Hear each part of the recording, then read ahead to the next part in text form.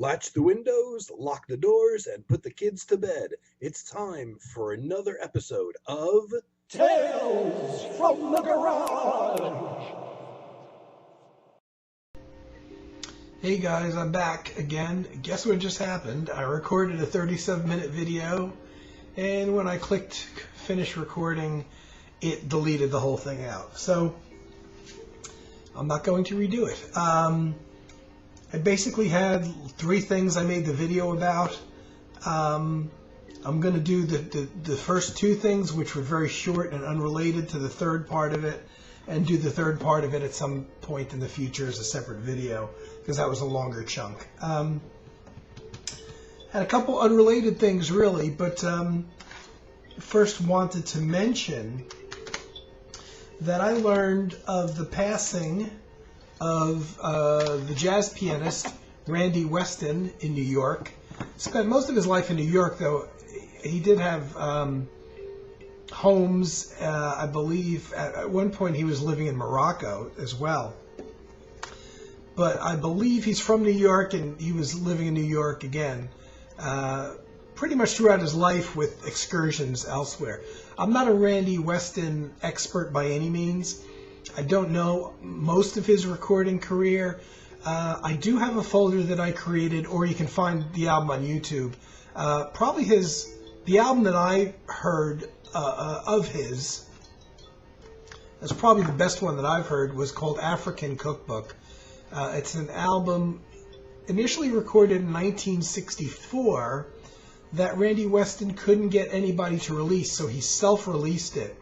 But 8 years later, in 1972, a major label, I forget who it was, the major label like Atlantic Records, some big label, eventually picked it up and retitled it as African Cookbook, named after one of the compositions on it.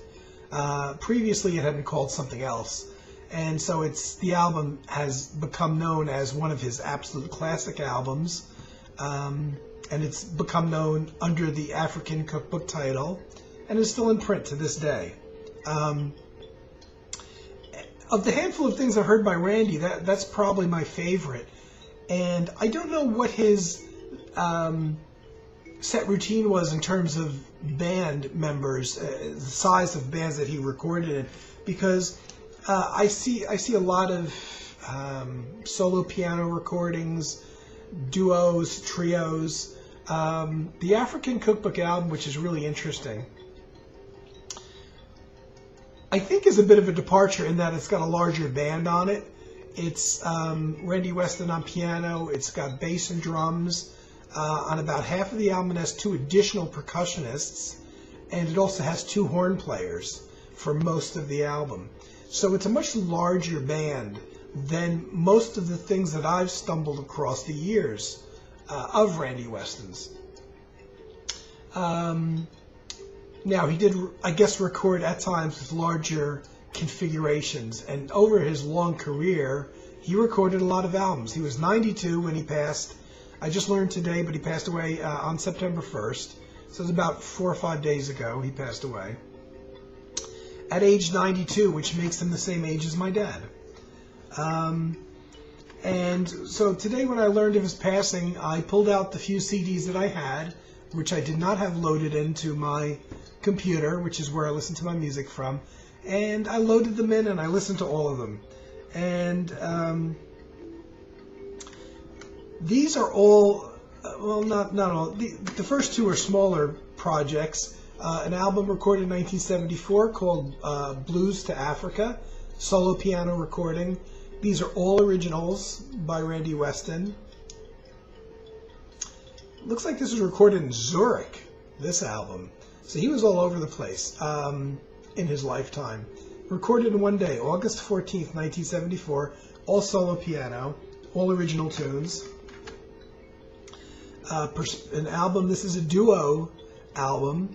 And the thing that I did my video on that didn't record was, and I'm going to get back to it in a future video, is showing some excellent duo albums. So as you know, my favorites is probably solo albums, as I mentioned, where one musician goes in and records all the parts himself.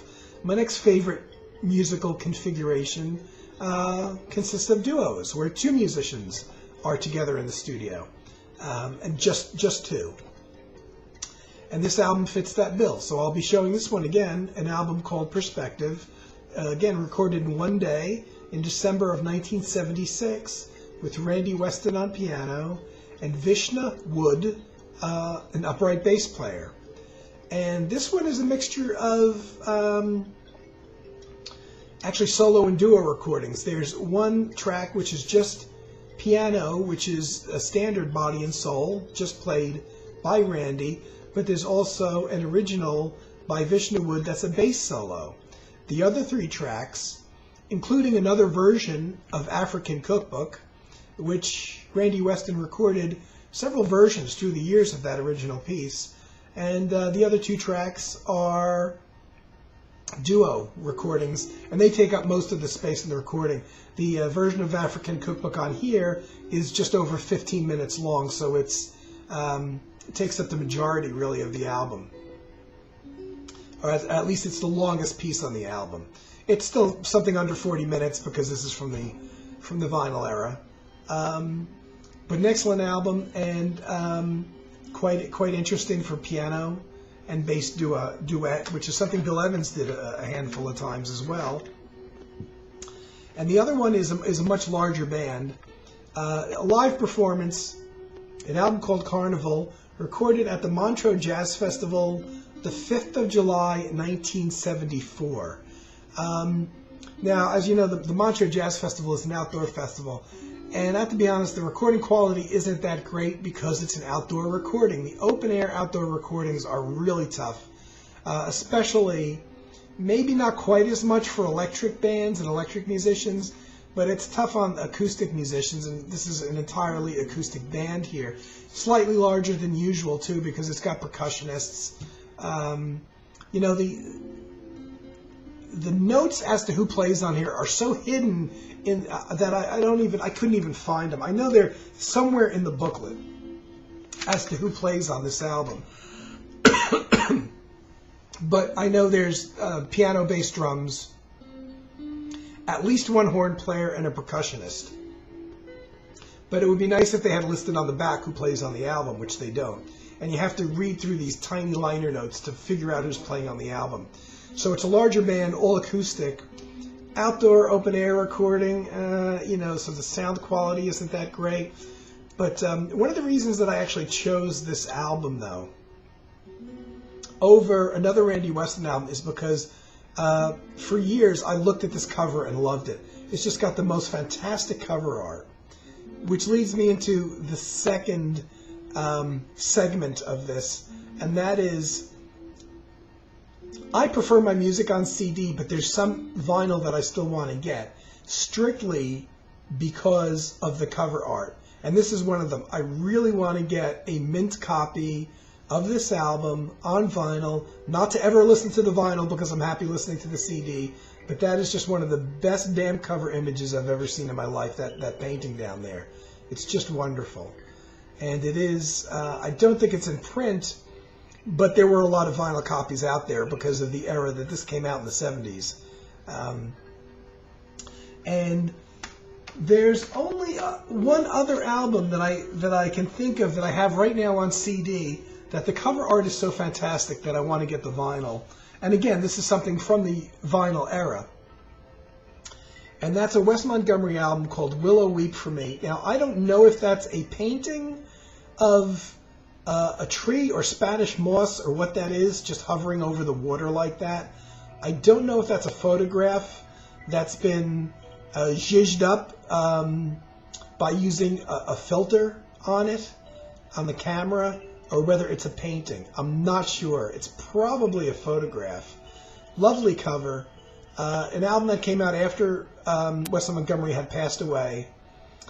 With some leftover recordings that Verve Records had of an excellent live performance by Wes with the Wynton Kelly trio, Wynton Kelly being the pianist. And they had recorded a couple live dates and released some of it on an album, and then Wes left the label, and they had the rest of the concert recordings that they hadn't issued, and Wes left the label for A&M Records and died a couple years later. He wasn't on A&M that long before he passed away. And then sometime after he passed away, Verve Records kind of went in the vault and said, hey, we never issued these live takes. So they put this album together from there. And it's since been released on vinyl and with different covers as part of a twofer, and also on CD in a different configuration on CD, kind of in a compilation, but not with the original cover.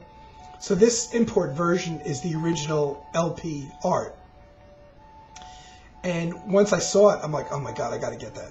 So that's something that I want to get on vinyl. I don't know how many copies of it are out there. Now, it originally is from the vinyl age. It came out, I want to say, maybe around 1968 or 69, shortly after Wes passed away. I don't think it came out any later than that. And here's one that I've shown before that I did buy on vinyl simply because I like the cover. And as a matter of fact, it's still sealed because I already had the music on LP in a twofer, obviously with a different cover, for years.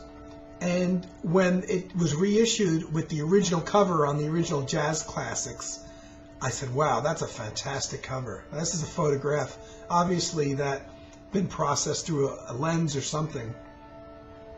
So I already had the music, so I never opened the vinyl. On this particular vinyl, I had the music on vinyl on a twofer, and I also have it at least 2 times on CD. So I have the music itself, which is just a fantastic session with the original, really his first set band of Miles, which was his famous quintet, which had John Coltrane in it, Red Garland on piano, very underrated Red Garland on piano, Paul Chambers on bass, and the great Philly Joe Jones on drums. So it was his first great band, probably my favorite band of his. And this would have been from the early 50s. I don't know if it actually, they reproduced the original liner notes on here. And as a result of that, I don't think they actually don't list the recording dates, but I want to say it was around 55 or so, 1955, right around there. The recording dates are easily available on the internet, or the reissues on CD of it, of course, list all the dates. But this is one that I bought, even though I already had the music, and I'm not a vinyl collector really, but I thought the cover art was just so great that I had to have it. And so there's probably 2 more vinyls. I want 2 more vinyls. I want these 2, and I want them just because of the cover art. I'm a bit crazy that way. Eventually, I will pick them up when I have some disposable income. And what I want to do is I want to find some of those record album frames that you can buy that are kind of expensive, but you can slip record albums inside of them. They're perfectly sized for the 12-inch record labels, and hang them on your living room wall or wherever. And that's where the Miles album will go, and that's where the Randy Weston will go if I can get a hold of the vinyl, and that's where the Willow Weep For Me vinyl will go if I can get a hold of that vinyl. Definitely would love to have them on the wall in my hanging in a frame, because I love the albums, but I love the cover art. So I'm not going to attempt to do the second part of the video because of the processing trouble that I've had recording videos out here.